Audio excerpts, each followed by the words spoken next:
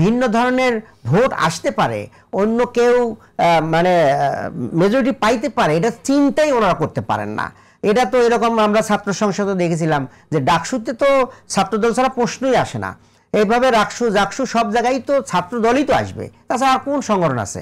তো সেখানে ছাত্র সমাজ তো মোটামুটি তাদের ফেভারিট ক্যান্ডিডেট চয়েস করে নিয়েছেন। এই জন্য আপনারা তো আসলে ডাকসুতে জিতলেন, জাকসুতে আপনাদের ছাত্র সংসদে আপনাদের যা শিবিরের যে কমিটি সেটা বিজয়ী হলো, তাই না? সবগুলো জায়গাতে ছাত্র সংসদ ইলেকশনগুলোতে। তো জাতীয় সংসদে যদি আপনারা এভাবে বিজয়ী হন, তাহলে এইসব লাগবে কেন? সংস্কার যেসব লাগছে আপনারাই তো সবকিছু ঠিক করতে পারবেন। সংস্কার লাগবে এই জন্যই, সংস্কার এই জন্যই লাগবে, ফ্রি ফেয়ার ইলেকশনটা যেন হয়। এই সংস্কারের 9 মাস আমাদেরকে সময় লাগলো আলোচনা পর্যালোচনা করতে। এখানে এই সময় ক্ষেপণের ক্ষেত্রে বিএনপির ভাইয়েরা সবসময় অগ্রণী ভূমিকা রাখছে। শুধুমাত্র নোট অফ ডিসেন্ট এখানে ফ্যাক্টর নয়, এখানে ওনারা যখনই কোনো একটা সিদ্ধান্তের দিকে আসে তখনই একটা প্যাচ দেয়, তখনই একটা সময় নেয়, আবার লিঙ্গারিং হচ্ছে, আবার বৈঠক স্থগিত হচ্ছে, পরে আবার বৈঠক হচ্ছে। এই কাজগুলো বিএনপির পক্ষ থেকে শুরু থেকে শেষ পর্যন্ত আছে, এবং শেষ পর্যন্ত গণভোটের সিদ্ধান্ত হওয়ার পরে ওখানে আরেকটা প্যাচ দিয়ে দিল যে ভোট আরেকদিনে হবে। তো এইভাবে প্রত্যেকটা পদে পদে বিএনপি লিঙ্গারি করার চেষ্টা করেছে। এইটাই বলা হয়েছে যে জুলাই সনদের এই বাস্তবায়নের ক্ষেত্রে এই বিএনপি সবসময় নেগেটিভ পয়েন্টে থাকছে। তার দরকার কি ভাই? জুলাই সনদের দরকারটা কি?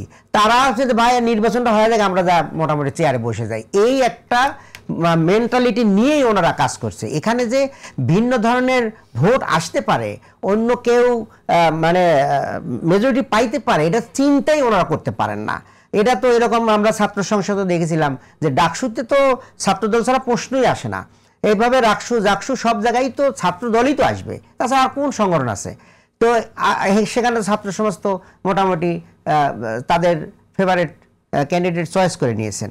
এই জন্য আপনারা তো আসলে ডাকসুতে জিতলেন, জাকসুতে আপনাদের ছাত্র সংসদে আপনাদের যা শিবিরের যে কমিটি সেটা বিজয়ী হলো, তাই না? সবগুলো জায়গাতে ছাত্র সংসদ ইলেকশনগুলোতে। তো জাতীয় সংসদে যদি আপনারা এভাবে বিজয়ী হন, তাহলে এইসব লাগবে কেন? সংস্কার যেসব লাগছে আপনারাই তো সবকিছু ঠিক করতে পারবেন।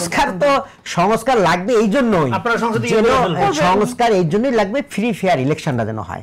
আপনার ফ্রি ফেয়ার ইলেকশন না হলে ডাকসুতে তো কোনো ভোট ডাকাতি হয় নাই। তো এখানে বিএনপি সংস্কারের যে জায়গাগুলোতে জুলাই সনদে যে জায়গাগুলোতে নোট অফ ডিসেন্ট দিয়েছে, সেই নোট অফ ডিসেন্টের কোন জায়গাটা আপনাকে লেভেল প্লেইং ফিল্ড মানে সুষ্ঠু নির্বাচনের প্রতিবন্ধকতা সৃষ্টি করছে?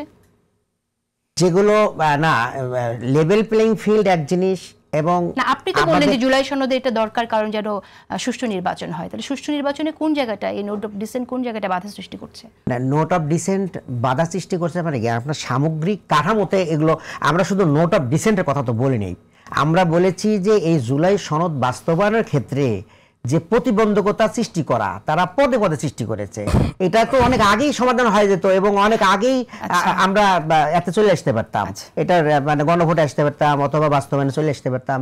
সেগুলো ঠেলতে ঠেলতে আজকে নভেম্বরে নিয়ে চলে আসছে।